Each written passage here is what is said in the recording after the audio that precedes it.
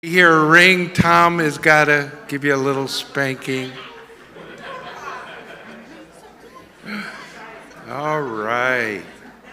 Please welcome Dan Schechter. A little applause for Danny. Take your mask off. Yes. Thank you. Good morning, Shana Tova, Good Yontif, and welcome to all joining us here and remotely at the Congregation of Humanistic Judaism of Metro Detroit. I'm Dan Schechter. I am treasurer, and I bring you greetings from my family and from the Temple Board.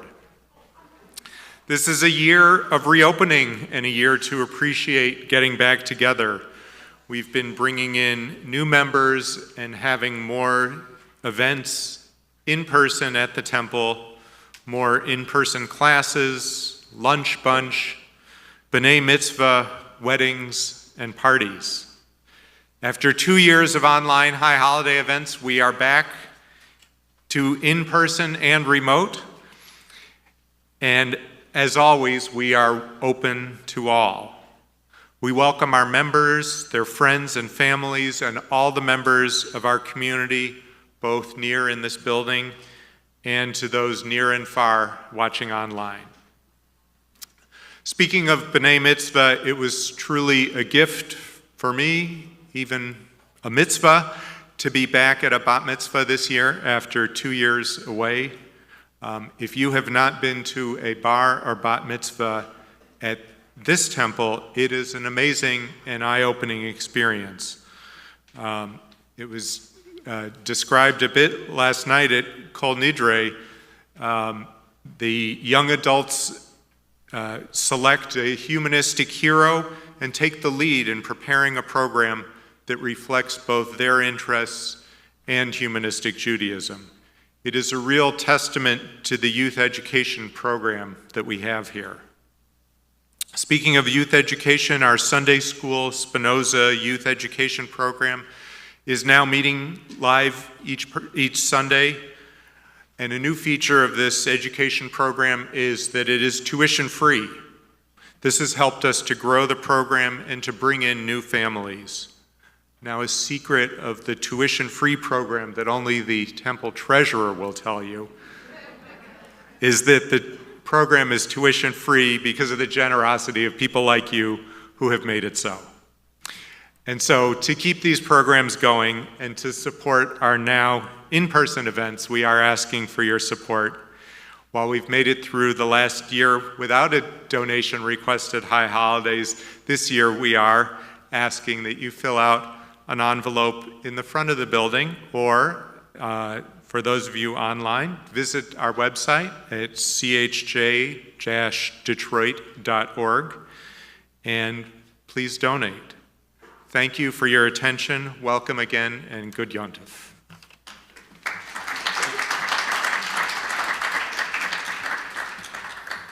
Actually, several of our B'nai Mitzvah now are electing to do themes and topics.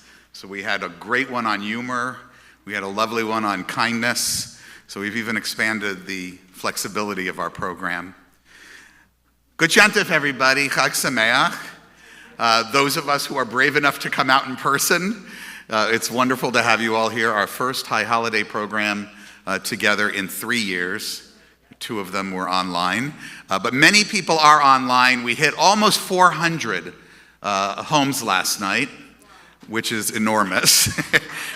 And it does include both local members, many of whom I spoke to, not quite ready to come back to a closed room, even with masks, and many people from around the country too. And I want to thank those of you from around the country and actually the world who have also made nice and generous contributions. I've been seeing those coming into my box every day, and it's a lovely way to support us, even though we are in what I consider to be one of the most beautiful places in the country, Michigan, and I say that sincerely. We know that some people have the unfortunate locations, in places far-flung. So if you're ever in Southeast Michigan, come visit us, and Happy New Year to everyone. Our readers today are drawn from our members, Rabbi Miriam Jairus, Kathy Radner, Deborah Shanker, Lorraine Ernst, Natan Fuchs, Beth DeZoden Fuchs, Bruce Hillenberg, Jessica and Berta Gardone, Sandy Landau, and Lonnie Fleischer. We'll begin our service on page 1. From where do we know about Yom Kippur? We know about it from Leviticus, where it says, Ach be'asor lachodesh hashvi'i hazeh Yom HaKippurim hu, mikra kodesh yeh lachem. And on the 10th day of this 7th month, there shall be a day of atonements. It shall be a sanctified gathering for you. Yom Kippur is an end and a beginning. The Jewish New Year stretches from the evening of Rosh Hashanah to the afternoon of Yom Kippur. In these 10 days, we improve our lives. We cannot change the past, but we can learn from our past to affect our future. In these 10 days, we start the new year on the right note. Yom Kippur is the end of this beginning. Just as the Jewish New Year is a process, so too is self-examination. We face ourselves honestly, which requires courage. We explore our relations with others, which demands commitment. We discover what we truly feel and believe, which takes time. Today is the time for courage and commitment. Today is Yom Kippur.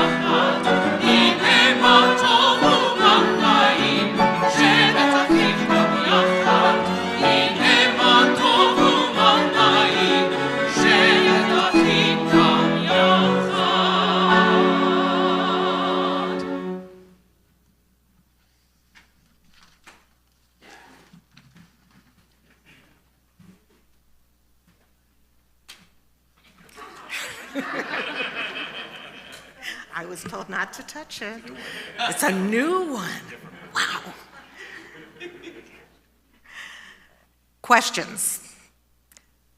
Let us ask ourselves hard questions, for this is the time for truth.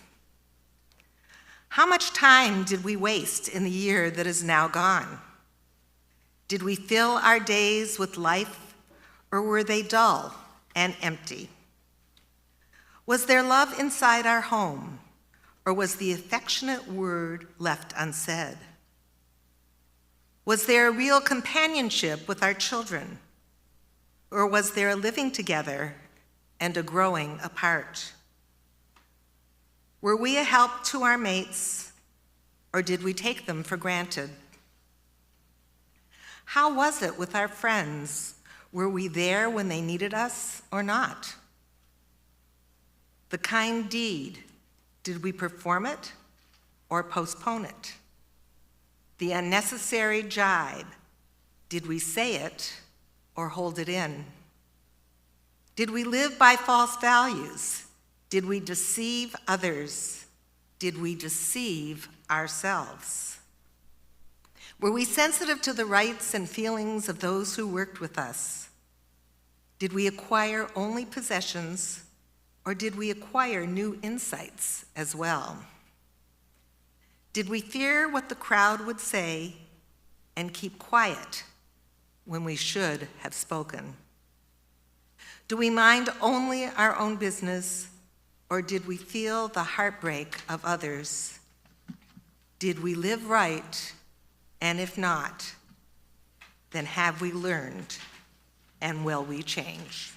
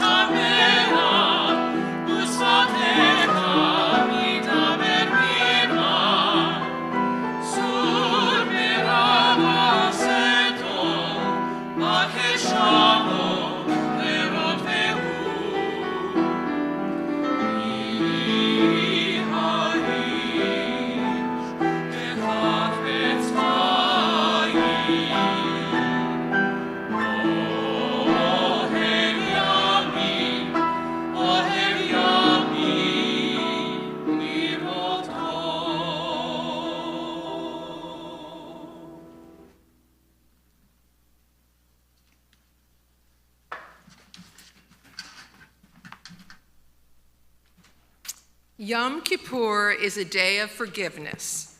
We see ugliness all around. We are indignant and impatient. It is hard to forgive a world that defies our ideals. It is easy to bear a grudge or point an accusing finger. Mistakes are human and rarely lovable. Yet forgiveness is not born out of love. It emerges from an urgent need to use our energies more profitably, to move on with our lives. Yom Kippur is a day of self-forgiveness.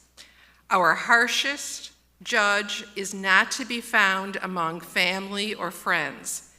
It is the permanent tribunal of our own conscience. The chief prosecutor of our psyche works day and night, bringing charges and laying out evidence.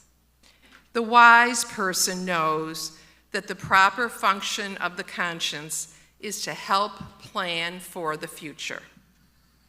We must find forgiveness in our hearts for ourselves if we are to find a brighter tomorrow.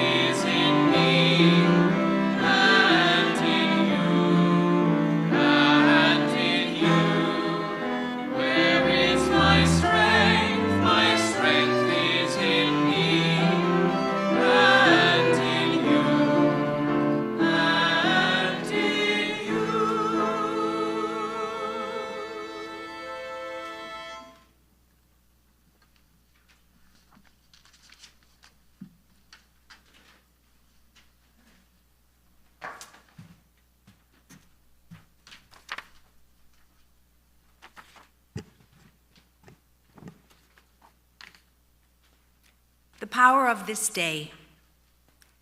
Today we see ourselves as we truly are. How do we review the record of our deeds from this past year? How do we evaluate the quality of our existence? We cannot blame our conduct on forces beyond our control. With our own hand, we write and seal the record of our deeds.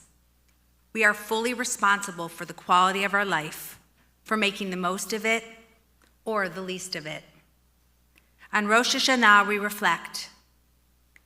On Yom Kippur, we consider, who shall live for the sake of others? Who shall cherish? Who shall leave a heritage of life? Who hunger for the good? Who shall thirst for justice and right? Whose tongue shall be a thrusting sword?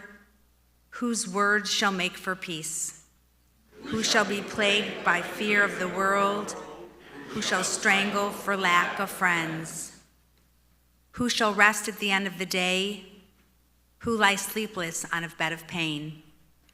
Who shall go forth in the quest for truth? Who shall be locked in the prison of self?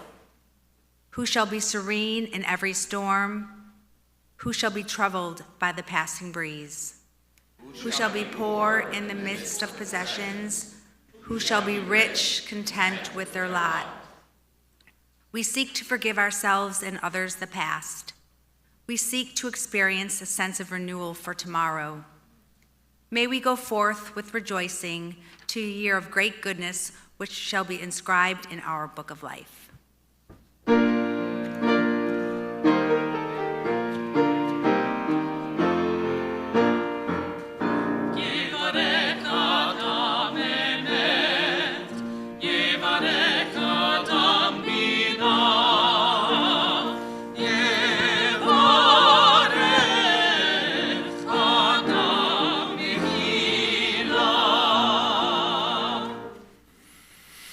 Our misdeeds constitute a veritable alphabet of unethical behaviors.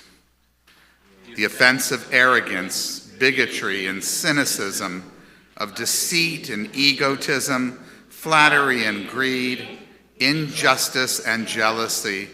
Some of us kept grudges, were liars, malicious, or narrow-minded. Others were obstinate or possessive, quarrelsome, rancorous, or selfish. There was violence, weakness of will, xenophobia. We yielded to temptation. We were zealous for questionable ends.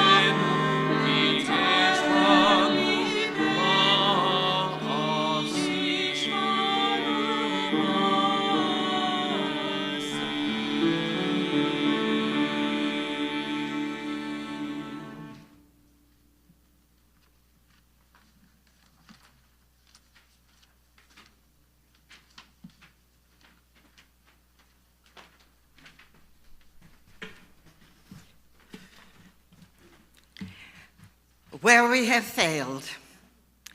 We have transgressed against life by failing to work for peace. We have transgressed against life by keeping silent in the face of injustice. We have transgressed against life by ignoring those who suffer in distant lands. We have transgressed against life by forgetting the poor in our own midst. We have failed to respect others. We have withheld our love from those who depend on us. We have engaged in gossip and in repeated slander. We have distorted the truth for our own advantage. We have conformed to fashion and not to conscience. We have indulged in despair and trafficked with cynics. We have wronged ourselves by failing to rise to the best that is in us.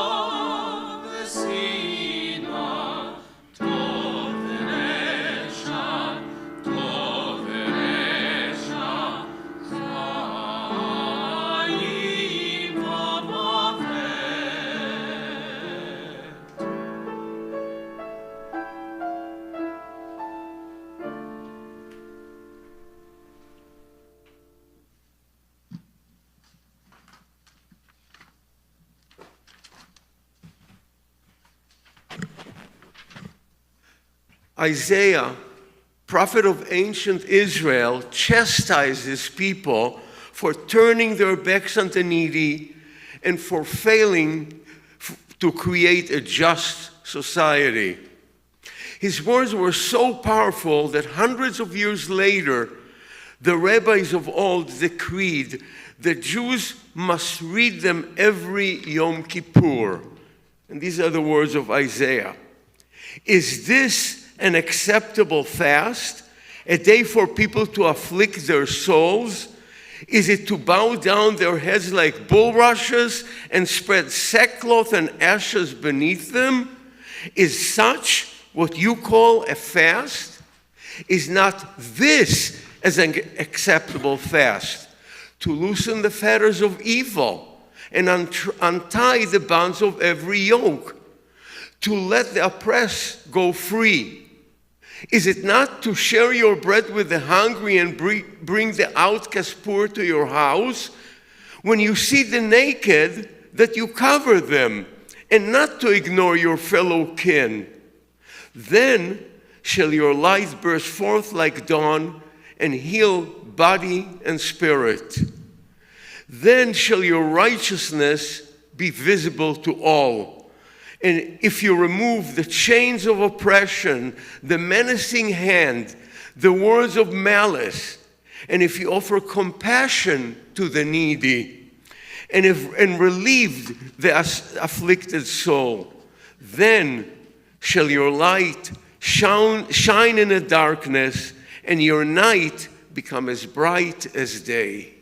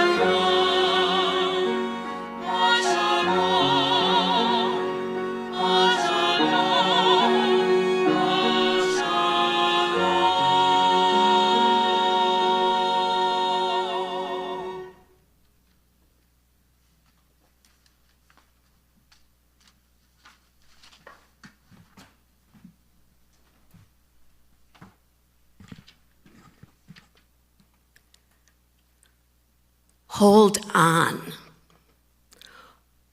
Hold on to your hand when you are about to do an unkind act.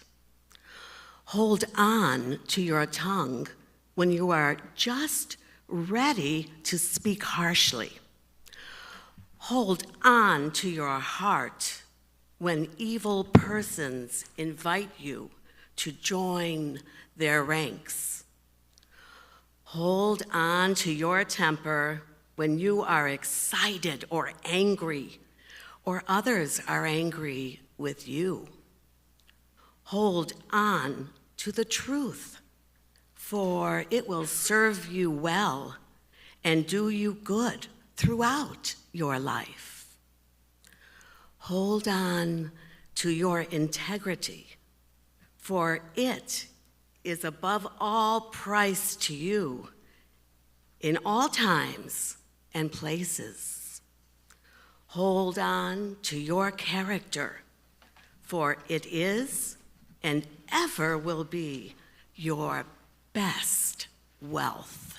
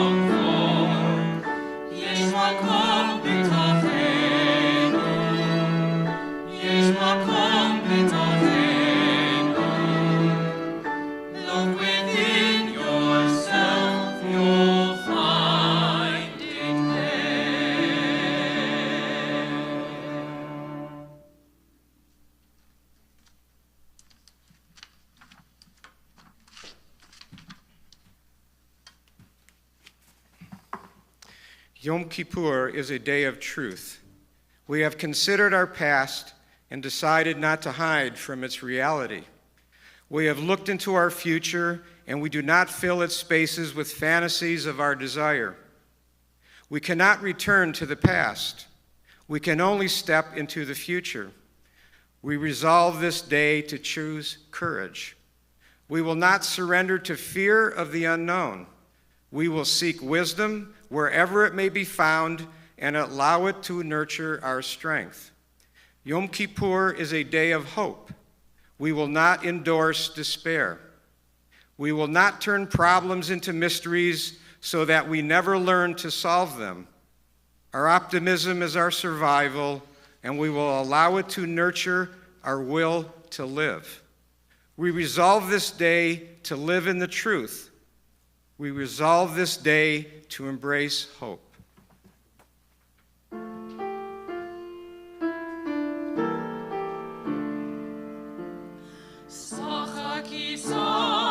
Day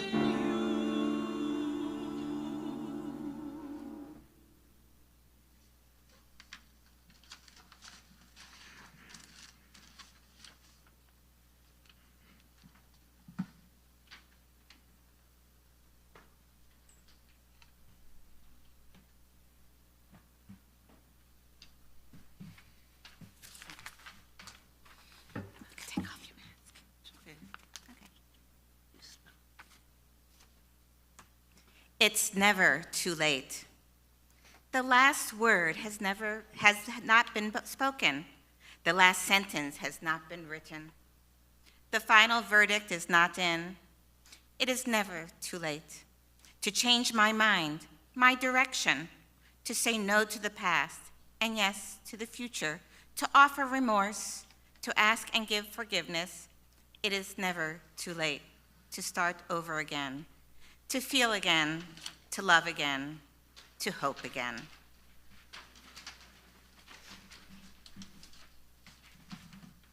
When a person begins life, countless gates stand waiting to be opened. The gates do not stay open forever. We walk through the years and they're shut behind us. At the end, they're all closed, except the one gate which we must enter. Before it is too late, let us open the gates that lead to blessing. Let us enter the gates of tranquility. Let us enter the gates of kindness and compassion. Let us open the gates to those things in life that abide eternally. Before the gates swing shut, before all of them close, do not remain standing at the outer gate. The gates are to be entered. The sun is low, the hour is late. Let us enter the gates at last.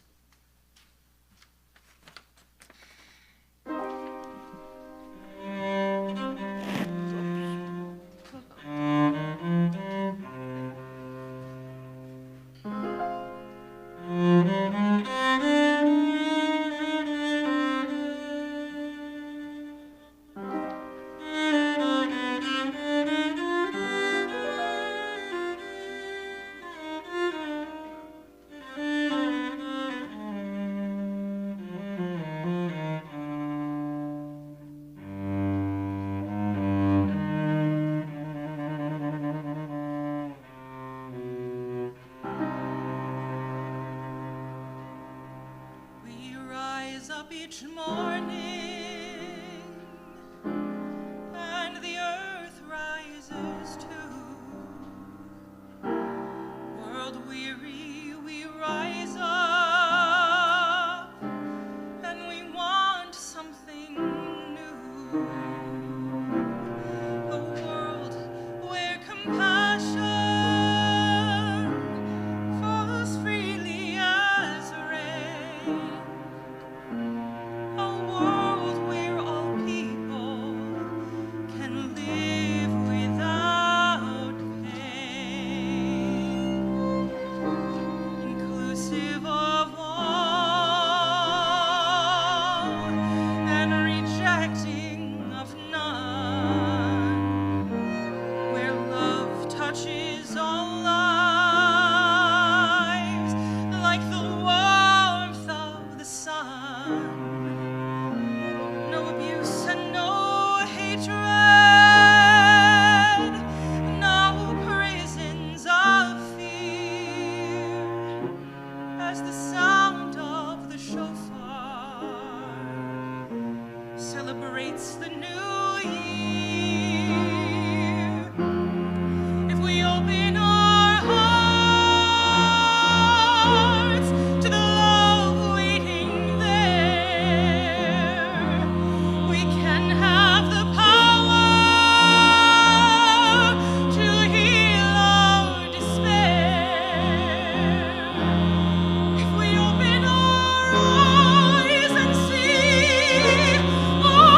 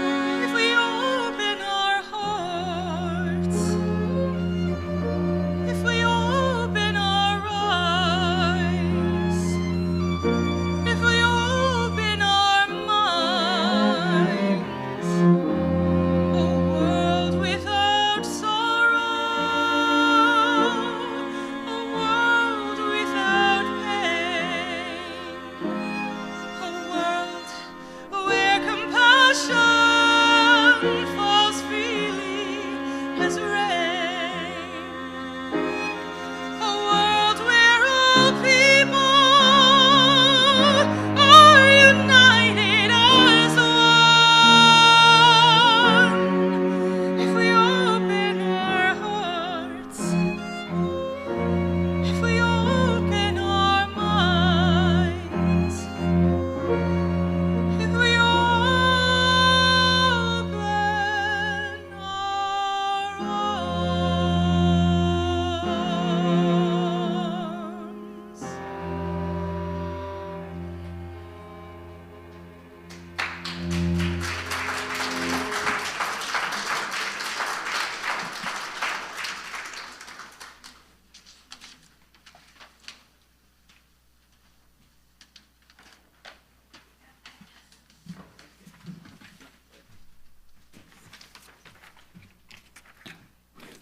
Okay.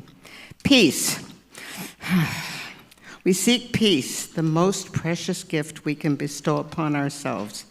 May we find the will to proclaim its message to all the peoples of the earth. May our country strive to be a stronghold of peace and its advocate among nations.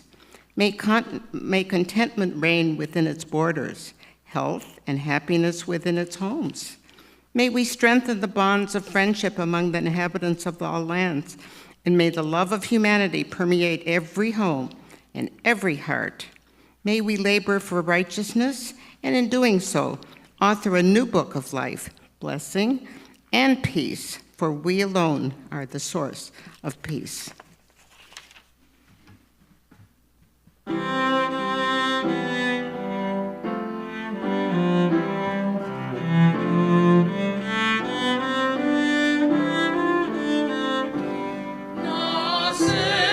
Shalom, shalom, olam. Na'aseh shalom aleinu, ve'al kol ha'olam ve'imru shalom. Na'aseh shalom aleinu, ve'al kol ha'olam ve'imru shalom. Na'aseh shalom, shalom ha'olam.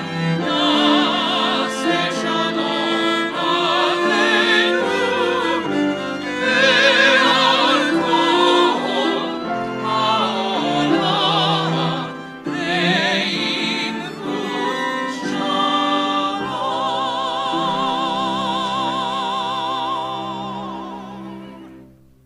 In this community where we find strength and common purpose, we turn our minds and hearts toward all those who need our love and support, those who are ill, those who suffer pain of the body or spirit, those who are lonely, those who have been wronged.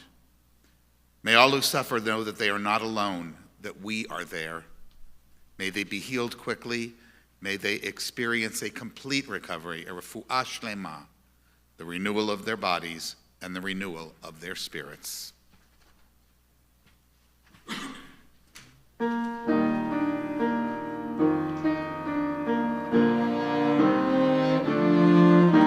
Makom ha'koach mitochenu, mekorot ha'bracha michevroteinu. May the source of strength that dwells so deep within us help us find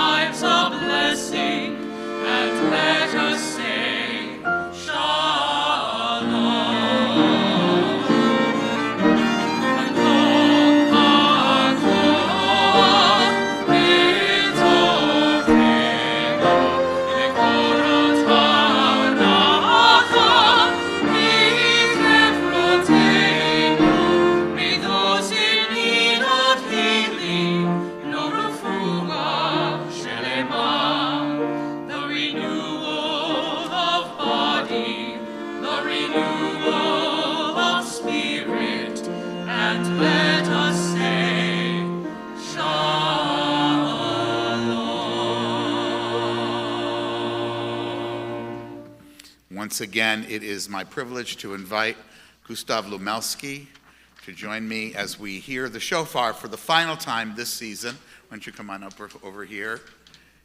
We'll read this first and then hear the Tekiah Gedolah. With one final blast of the shofar, we expressed our deepest hopes for a year of pardon and forgiveness, a year of respect and integrity, a year of love and blessing, a year of health and well-being, a year of harmony and contentment, a year of joy and wonder, a year of peace. Tekiah Gedolah.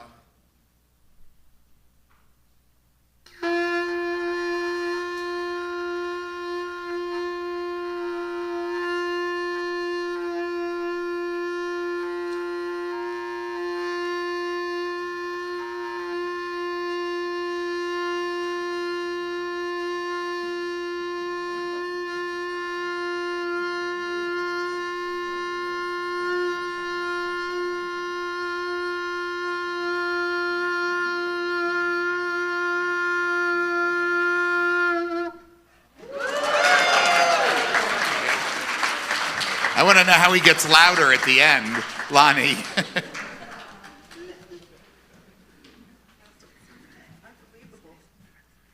Talk about breath control. Amazing.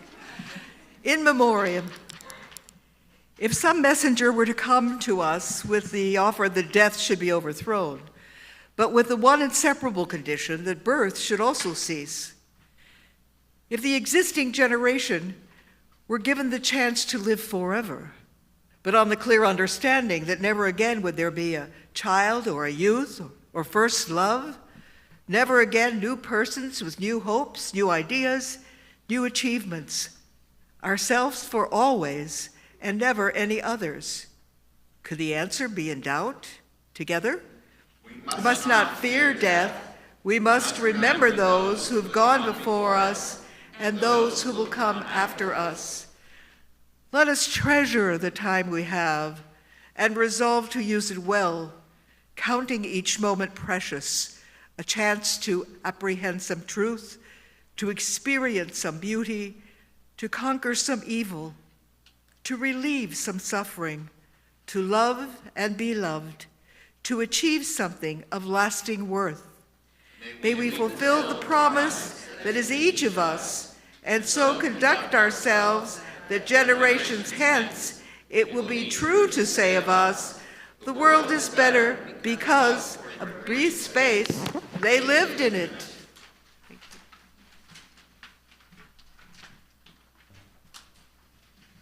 Our thoughts turn to those who are no longer with us, our own loved ones, those whom our friends and neighbors have lost, the martyrs of our people whose graves are unmarked, and those of every people and nation whose lives have been a blessing to humanity. As we remember them, we meditate on the meaning of love and loss, of life and death.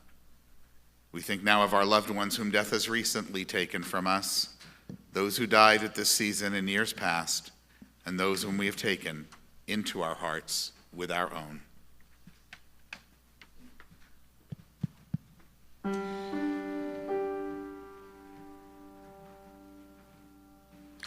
May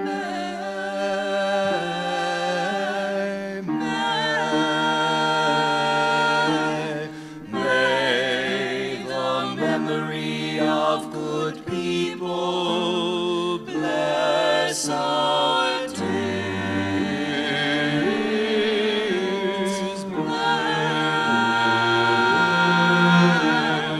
Bless our days. Bless our days. Zecher, zecher, zecher, zecher, tzadikim livracha, livracha.